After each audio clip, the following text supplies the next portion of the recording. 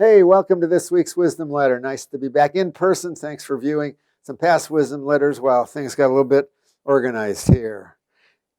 I have a question to ask. I want you all to raise your hands if you do it or not. Do you adjust the loss before the loss occurs? Or do you really wait to adjust that loss after it occurs? You know the right answer to this, so let's talk about what that means. Totally. So do you create a fictitious fire? Well, it's not going to be fictitious if you create it, but don't start a fire. But ask your buyer, ask your client if they're prepared for a fire. What does that mean?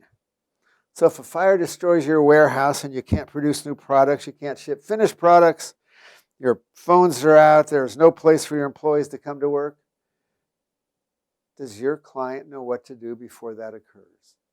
Have you walked them through the process that they should follow so that they can get back into business as rapidly as possible? They can minimize the disaster results, and they can raise their heads high and stay firm in the marketplace. And that's our job. So let's talk about some. What plans does your client have for a temporary office, a temporary facility, temporary warehouse, whatever type business they're in? Have you and they figured that out? And is it in your files? Is it electronically up there so that it's easy to get to when the worst occurs? Will they pay their employees? Do they know that beforehand? Will they pay certain employees?